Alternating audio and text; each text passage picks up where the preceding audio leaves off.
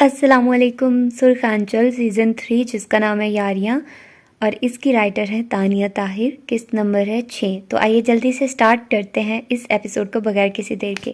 اس نے دروازہ کھولا تو وہ ہمیشہ کی طرح کمرے میں مکمل اندھیرا کیے بنا شرٹ کے تکیوں کو باہوں کے گھیرے میں سختی سے جکڑے گہری نیند میں تھا کہ اذان نے اندر قدم رکھا تو ایک دم جھرجھری سی آئی. اتنا تیز اے سی چلا کر وہ سکون سے لیٹا ہوا تھا. نقلی منہ. وہ سر جھٹک کر بولا کہ اس کا منہ اصلی تھا ہی نہیں. تبھی پسینہ میں وہ نواب کا پتر رہ ہی نہیں سکتا تھا. گرمی اس سے برداشت نہیں ہوتی تھی. سرجری کرا کر تو اذان کے بقول وہ اتنا خوبصورت ہوا تھا. وہ آہستہ آہستہ اندر آیا اور ایک دم چھلانگ لگا کر وہ آئس پر جا کر گرا تو لگا بیڈ ٹوٹ جائے گا. وہ نیند میں ڈوبا سر اٹھا کر اسے دیکھنے لگا. کیا مصیبت ہے تمہارے ساتھ؟ چڑچڑی سی آواز ابھری. مصیبت تو اس گھر کی تو ہے سالے. آ بھی گیا اور پتہ بھی نہیں چلا.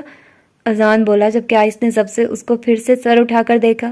اذان، یہ تم مجھ پر سے ہٹ جاؤ ورنہ اٹھا کر باہر پھینکوں گا تمہیں. وہ دھاڑا. پھینک اگر تیرے اس نقلی وجود میں. اذان حیدر کو اٹھانے میں وہ رک گیا کیونکہ آئس کا خون جوش مار چکا تھا اور وہ اسے لمحوں میں دھکیلتا اٹھا. او بھائی، آرام سے، نازک سا وجود ہے میرا، وہ معصومیت سے بولا اور آئس نے اس کے وجود کو بازو میں اٹھا لیا. اف آئس، تمہارے مسلز کتنے ہاٹ. اور اس سے پہلے وہ اداکاری پوری کرتا وہ اسے باہر پھینک چکا تھا. اب اگر تم میرے کمرے میں آئے تو میں یہاں سے نیچے پھینکوں گا تمہیں، وہ غصے سے بولا جبکہ ابھی دروازہ بند کرتا ہی کہ سامنے کھڑی ادا پر نگاہ چلی گئی جو اسے دیکھ کر نگاہ گھما کر نیچے بھاگ رہی تھی. اس کو دیکھ کر بھاگنے کا شوق اس کا نیا نہیں تھا، کافی پرانا تھا. آئس دانت پیس کر اسے نیچے جاتا دیکھنے لگا جبکہ اذان اتنے میں ہاتھ جھاڑ کر اٹھ چکا تھا. بیٹے دیکھ لوں گا تجھے میں، وہ انگلی اٹھا کر ذرا غصہ دکھاتا بولا جبکہ آئس نے منہ پر ہی دروازہ مارا تھا. بڑا بھائی ہوں میں تمہارا، عزت کیا کرو میری. وہ بالوں میں ہاتھ پھیرتا مصنوعی غصے کا اظہار کرتا پیچھے مڑا تو اس سے عجلت میں آریان حیدر نظر آ گیا اور بس دماغ کی ایک رگ اس کی ہر وقت پھڑ پھڑاتی رہتی تھی جس میں درج تھا کہ گھر کے ایک بھی بندے کو سکون کا سانس لینے نہیں دینا. جبکہ جمل اسے دیکھ کر مسکرا رہی تھی. آریان یار سنو، وہ تیزی سے سیڑھیاں اترتا آیا. مجھے ارجنٹ کہیں جانا ہے، بعد میں سنوں گا، وہ تیزی سے کہتا نکل گیا اور اس کی ساری شرارت یوں ہی رہ گئی. جمل ایک دم ہنس پڑی. ہنس لیں آپ، میری عزت ہی نہیں ہے کوئی. کیوں نہیں ہے میرے بیٹے کی عزت؟ جمل نے اس کے گھنے بالوں میں ہاتھ چلایا اور وہ دوبارہ اس کی گود میں سر رکھ کر لیٹ گیا. ویسے آئس کو تنگ کر کے جی نہیں راضی ہوا تھا. جو آریان سے بھی پنگے لینے تھے وہ پوچھنے لگی. نہیں یار، اس سے تو پیسے لینے تھے، وہ منہ بسور کر بولا. تو پیسے مجھ سے لے لینا، وہ رازداری سے بولی. اذان کی باتیں کھل گئی اور جمل ہلکا سا مسکرائی. لیکن شرط یہ ہے کہ تنگ کسی کو نہیں کرو گے. بڑے ہو گئے ہو اذان، ہر وقت دوسروں کو تنگ کرتے ہو، جمل اسے ڈپٹ کر بولی تھی. سامنے اسے ادا اور رشانے نظر آ گئی. رشانے اسے سیکھے دے رہی تھی کہ کوئی ضرورت نہیں ہے ڈاکٹری میں ایڈمیشن لینے کی، جبکہ ادا چپ چاپ کھڑی تھی. ماما بابا نے کہا تھا ہم تیار ہو جائیں، وہ ہمیں لے کر جائیں گے، وہ منہ بنا کر بولی. ہم کی ماں؟ تمہیں میں کہہ رہی ہوں بس نہیں پڑھنا، ڈاکٹر بنو گی تو آدھی پاگل ہو جاؤ گی. روشانے اسے اپنی عقل کے مطابق سمجھا رہی تھی. بس یہ والی عقل آپ میں اور میں چچی جان. وہ جان بوجھ کر چچی پر زور دیتا بولا. روشانے کو یہ کڑوا سا رشتہ بہت برا لگتا تھا. وہ ان سب کو یہی کہتی تھی اسے روشی کہیں، اسے کوئی ایشو نہیں ہے. جبکہ اذان نے بھلا کسی کو چھوڑنا تھا. تمہیں کتنی بار کہا ہے لڑکے چچی نہ کہا کرو. وہ عادت کے مطابق دب گئی. تو چاچو کہوں؟ وہ دان نکال گیا جبکہ جمل نے پھر اس کے سر پر تھپڑ مارا. اچھا یار سوری، کسی کو چھیڑنے نہیں دیتی آپ. ویسے ادا، روشی بالکل ٹھیک کہہ رہی ہیں، ہمیں آپ لوگوں سے بات نہیں کرنی. بھیا بھی جلدی چلے جاتے ہیں اور بابا بھی چلے گئے ہیں جلدی. اب ہم کیسے جائیں گے؟ وہ منہ بسور کر صوفے پر بیٹھ گئی جبکہ بھیگی بھیگی نظروں سے وہ ان سب کو دیکھنے لگی. دیکھو مجھ سے یہ خدمات مت مانگنا، میں نے یونیورسٹی جانا ہے. ہاں آپ آج ہی سارا پڑھ لیں گے نا، ہمیں بھی چھوڑ دیں، کیا ہو جائے گا، وہ بولی جبکہ وہ صاف انکار کر گیا. آپ بہت برے ہیں. اذان بھی ہو، اس نے کشن دے کر اسے مارا جبکہ اذان کو رتی بھی فرق نہیں پڑا. اب ہم کیسے جائیں گے؟ اور بس اس کے آنسو گال پر نکل آئے. اب رونے والی بات نہیں، ابھی وقت ہے، کوئی لے کر نہ جائے تمہیں. اب تم آرام سے ناشتہ بناؤ اور مجھے بھی کھلاؤ اور خود بھی کھاؤ. ہم نہیں بنا رہے، وہ پاؤں پٹک کر بولی. استغفر اللہ، نافرمانی کی حد نہیں ہو گئی؟ روشی یہ اذان بولا تو روشانی نے بھی سر ہلایا۔ ہم نافرمانی نہیں کر رہے، ادا جلدی سے بولی۔ تو اور کیا ہے یہ؟ وہ دونوں یک زبان بولے۔ اچھا بس کرو اب تم دونوں، زمل نے بالآخر خود ہی ٹوک دیا۔ اٹھو اذان لے جاؤ، اسے ایڈمیشن ہونا ہے اس کا، زمل نے کہا۔ یہ آئس کا پیے کیا نام تھا تمہارا بھلا؟ اذان سوچ میں پڑ گیا۔ سر منیب۔ ہاں تو سر منیب، سر بس منیب، وہی بس منیب۔ اذان زمل اب کے چیخی جبکہ منیب شرمندہ سا ہو گیا۔ ادا بھی منہ پر ہاتھ رکھتی روتے میں ہنستی۔ آنے دو، تمہارے باپ کو شکایت لگاؤں گی۔ اچھا منیب چھوڑ آئے گا تمہیں، جاؤ یار ادا کو چھوڑاؤ، اذان نے کہا جبکہ ادا منہ بنا گئی۔ اور ابھی کوئی کچھ کہتا ہی کہ آئس بھی نیچے آ گیا۔ وہ ٹی شرٹ اور ٹراؤزر میں تھا۔ آئس روشی کو تو بہت پسند تھا مگر اس کی بیٹی کو نہیں۔ جبکہ دوسری طرف وہ زمل کے پاس آیا تو زمل نے اسے پیار کیا، اور باقی سب بھی جو کہ لاؤنج میں ہی جمع ہو گئے تھے، سب نے ہی اس کو پیار کیا تھا۔ تم گاڑی نکالو، میں موم سے مل کر نکلتا ہوں پھر، وہ بولا جبکہ سب اسے دیکھنے لگے کہ ابھی تو دکھائی دیا تھا اور اب جا رہا تھا۔ ادا پر البتہ اس کی نظریں تھی اور وہ سر جھکائے بیٹھی تھی۔ ہیلو، تمہارا یہ پیے پہلے ادا کو چھوڑے گا پھر کہیں دفعہ ہونا، میں نہیں جانے والا۔ وہ صاف ہاتھ اٹھا گیا۔ میں چھوڑ دیتا ہوں، کہاں جانا ہے؟ نہایت سہولت سے یہ بات وہ بول گیا تھا۔ ادا نے گھبرا کر ماں کی طرف دیکھا۔ ہاں اس نے کالج جانا ہے، ٹھیک ہے آئس چھوڑ دے گا، روشانی جلدی سے بولی، اور ادا نے نفی میں سر ہلایا۔ روشانی نے زبردست گھوری لگائی۔ اب جب تمہیں کوئی چھوڑ رہا ہے تب بھی مسئلہ ہے، وہ ڈپٹتے ہوئے بولی۔ یار جاؤ ادا، تم نے بھی قسم کھا لی ہے میرے ساتھ جانے کی، اذان بھی چیخا جبکہ آئس باہر نکل گیا۔ یعنی کہہ گیا تھا آ جاؤ، اور وہ جو رات سے اس سے ہی بچتی پھر رہی تھی اب اس کی ماں نے اس کے ساتھ ہی نکال دیا تھا اسے۔ جاؤ ادا، زمل نے بھی پیار سے کہا۔ مگر میں نہیں جانا چاہتی، ایک کمزور سا احتجاج کیا تھا۔ اب یہ لڑکی تھپڑ کھائے گی مجھ سے، اور میرا ہاتھ پڑے گا بھی اس کے منہ پر، روشا نے کمر پر ہاتھ رکھ کر بولی۔ اذان ہنس دیا۔ ادا اسے گھورنے لگی، ٹھٹائی سے ہنس رہا تھا جبکہ اسے لے کر نہیں جا سکتا تھا۔ جاؤ اب، وہ اتنی دیر تمہارا انتظار کیوں کرے گا؟ روشا نے اس کا ہاتھ پکڑ کر باہر لے آئی۔ ماما وہ انسان ہی ہے، وہ ذرا چڑھ کر بولی۔ انسان تو ہے لیکن وہ ایک سٹار ہے، اور تم اسے جانتی ہو نا، وہ کسی کا انتظار کرتا ہے اور نہ ہی نخرے دیکھتا ہے۔ اب جاؤ، شاباش، وہ بولی۔ منیم نے گاڑی کا دروازہ کھول دیا۔ آئس پوری شان و شوکت سے پیچھے ہی بیٹھا تھا۔ ادا رک گئی، دونوں کی نگاہ ملی اور اس نے ایک قدم پیچھے لے لیا۔ ہم نے نہیں جانا، وہ کہہ کر پیچھے ہٹتی کہ روشانی پیچھے ہی کھڑی تھی۔ کہو کیا ہوا؟ ہم آگے بیٹھ جائیں گے، وہ بولی۔ آئس خاموشی سے موبائل کی اسکرین دیکھ رہا تھا لیکن اس کا چہرہ سرخ ہوتا چہرہ بتا رہا تھا بات ناگوار گزری ہے۔ اس نے گگلز بالکل کلر کے لگائے ہوئے تھے جس سے ریاکشن چھپ بھی گئے تھے۔ تم منیب کے ساتھ بیٹھو گی؟ روشانی گھور کر بولی، آواز تو صاف آ رہی تھی۔ تو غلط تو ان کے ساتھ بھی بیٹھنا ہے ہمارا، وہ ماں سے بولی۔ ادا مجھے سمجھ نہیں آتا تمہیں کیا ہو جاتا ہے، 20-25 منٹ کا راستہ ہے، اب تم جاؤ گی تو اسے برا لگے گا۔ ماما سب ان کی ہی پسند ناپسند کا خیال کیوں رکھتے ہیں؟ وہ چڑ گئی، روحانسی ہو گئی جبکہ اپنے بقول آواز ہلکی تھی لیکن سنائی صاف دے رہی تھی۔ ادا مجھے تنگ نہ کرو، روشانی اب غصے سے بولی اور ادا کو زبردستی گاڑی میں بٹھا دیا۔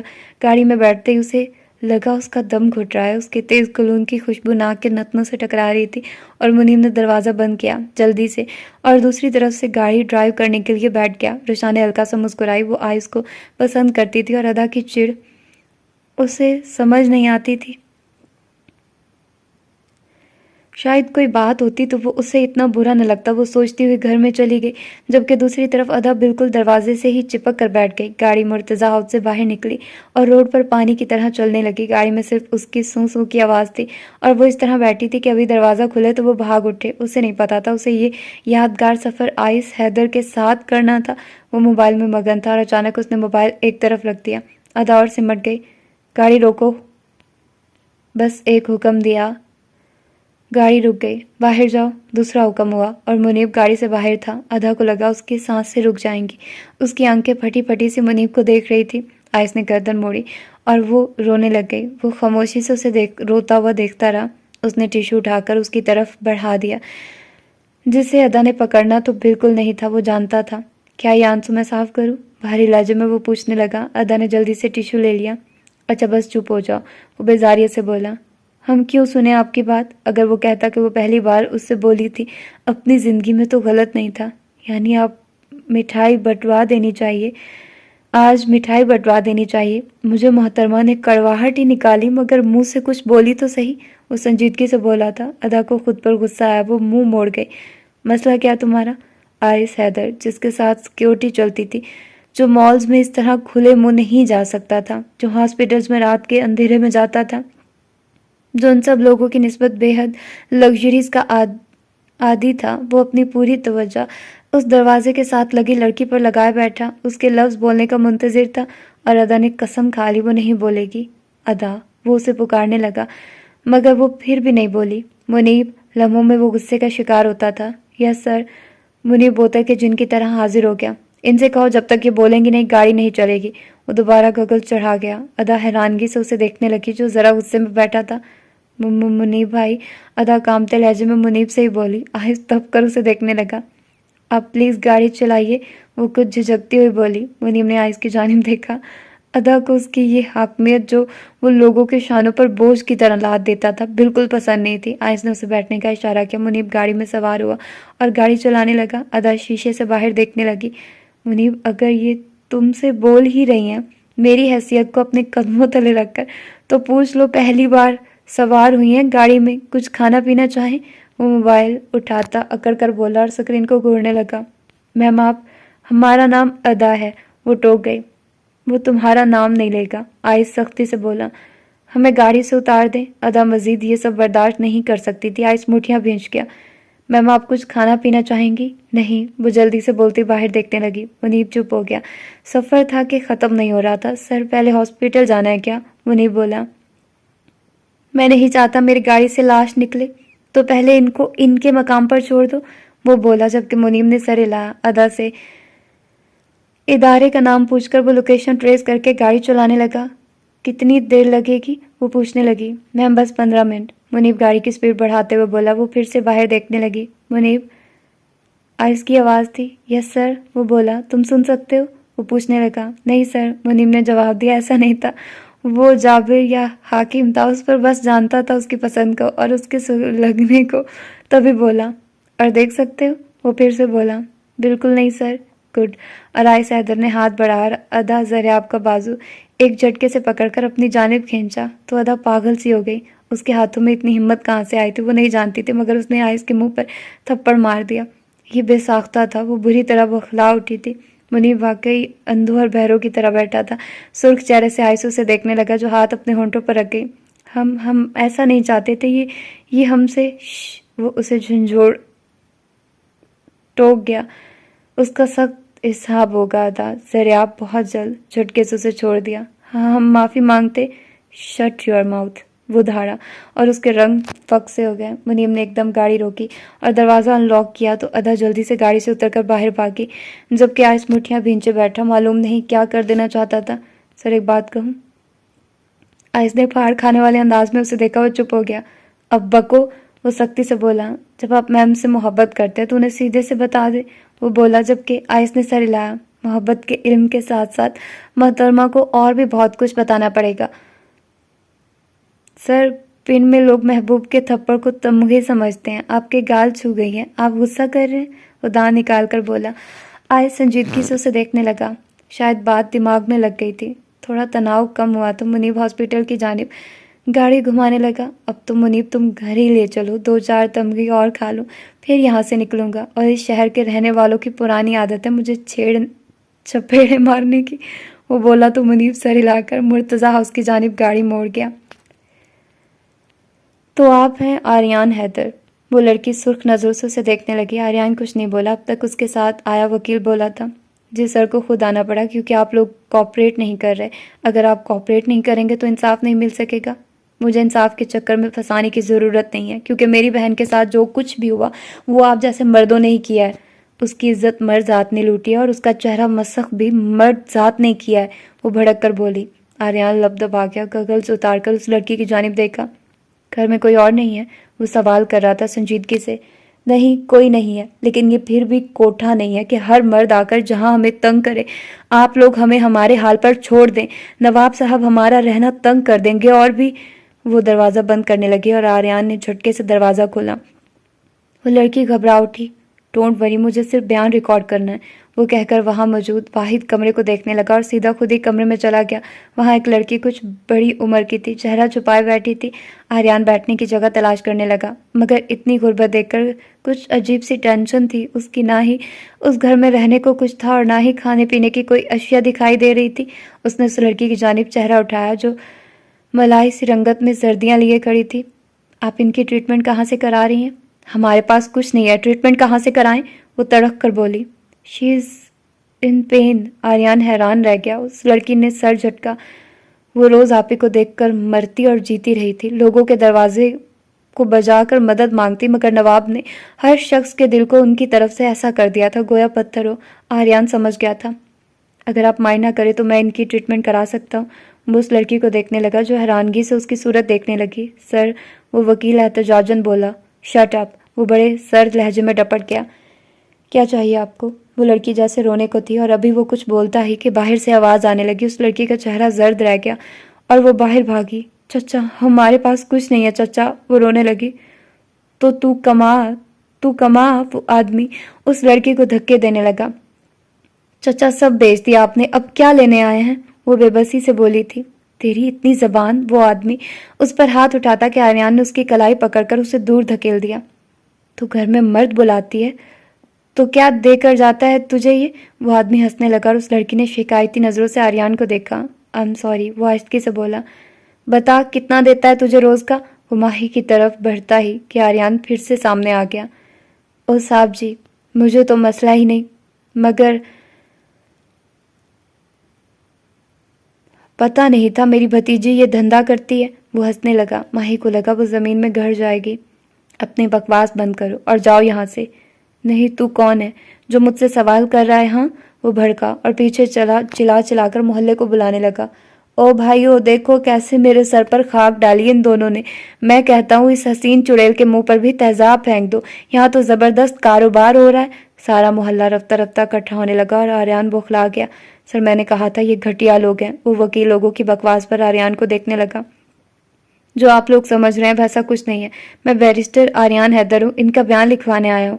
صاحب جی، آپ کا تو کوئی قصور ہی نہیں، یہ عورتیں دونوں بہنیں ہیں ہی ایسی، ایک شخص بولا۔ ماہی عزت کی دھجیاں اڑتی ہوئی بے بسی سے دیکھ رہی تھی۔ آنکھیں محلے سے نکالو۔ ارے ہماری بچیاں بھی ہیں، محلے میں ہی رہتی ہیں، ایک عورت چلائی۔ آریان مڑ کر اسے دیکھنے لگا جو دور ہوتی جا رہی تھی اور وہ کمرے میں بند ہو گئی۔ رسوائی کے بعد شاید موت ہی آ جاتی ان دونوں کو۔ آپ لوگوں کے پاس دماغ نہیں ہے؟ آریان دھاڑا تو ایک دم سب خاموش ہوئے تھے۔ وہ لڑکی بے قصور ہے۔ باؤ، تم ایسے بول رہے ہو جیسے اس کے شوہر ہو، مگر ہو تو تم نامحرم ہی۔